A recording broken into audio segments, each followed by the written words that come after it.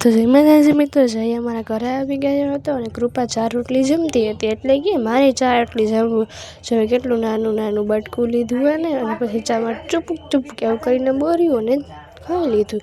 જો આ છોકરો છે ને અમારા ઘરે આવે એટલું ડાયો બનીને વાત ન પૂછો. અભિરાજના ફ્રેન્ડ સાથે રમતો હતો. આ યશ છે, આ યશ પાસે છે ને ટેપ નથી એટલે આ બે ટેપ બગાડે. ઓલો ઉમંગ છે ને અભિરાજને તમે ઓળખતા જ હશો. આ બે ટેપ બગાડે. પતંગ કે મોર? મોર લીધો. કૃપા છે ને એને મોરમાં દોરો બાંધતી હતી, કેમ કે ઉડીનો જાય. જયના દાદા અને કૃપા બે ભેગા થઈને દોરો બાંધતા હતા અને જય મોર પકડીને ઊભો હતો. જો એને મોર પડે એને ઉડાડી દીધો કે એ પાછો ને એમ દોરો બાંધ્યો છે, હમણાં પાછો આવી જાય. મોર કેટલો ઊંચો વહી ગયો, હજી તો સાવ નીચો રાખ્યો છે અમે.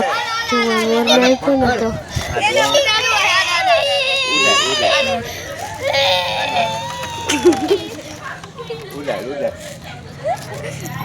જો હવે કેવું રમે છે, થોડીક વારમાં બધું ભૂલી જાય. એને છે ને ખાલી રમવાનું જ જોઈએ, બાકી બધું ભૂલી જાય. જો અમારી સ્કૂલમાં હવે ચીક્કી આપે. મારી તો ચીક્કી ખવાઈ ગઈ. હું તો કંઈ લઈ આવું જ નહીં ઘરે. કૃપાને ચીક્કી કે મને નથી ભાવતી, તું કે મને તો ભાવતી જ, એટલે હું ચીક્કી ત્યાં ખાઈ ગઈ.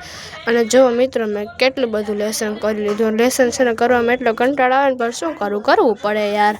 શિવરાજભાઈ પતંગના કણિયા બાંધતો હતી, ઘાલ ચગાવવા જાય. મેં ઘાલ ચગાવવા જાય. જો પતંગમાં છે ને અમારા સુંદર એક સર કારીગરી કરેલી છે. જેઠવાના વટ એવું લખ્યું અને એવું પણ લખ્યું, જે આ પતંગ લેશે એને એના જે વાલા હોય ને એના સમ, એવું લખ્યું. શિવરાજ ક્યાં રખજો, કોઈ આ પતંગ ન લે.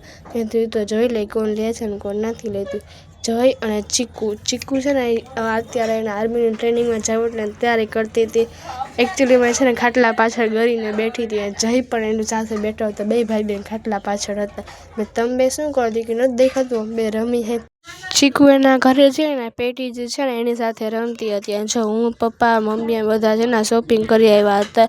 આ ચીક્કી આ માવાની ચીક્કી છે.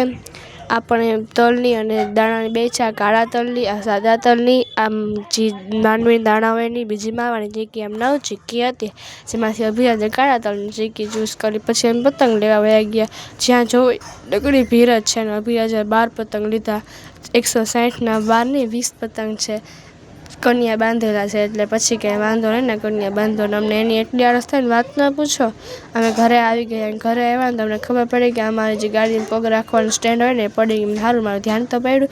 ચીકુ રોતી હતી. મેં તો તું રો નહીં કે હું વિડીયો ઉતારું. મેં ના, વિડીયો તો નથી ઉતારવાની. છાનમુની વ્યસ્ત તો પોતે છાનમુની રહી ગઈ. તો મિત્રો આજનો મિની વ્લોગ અહીંયા જ ખતમ થાય છે. જય માતાજી.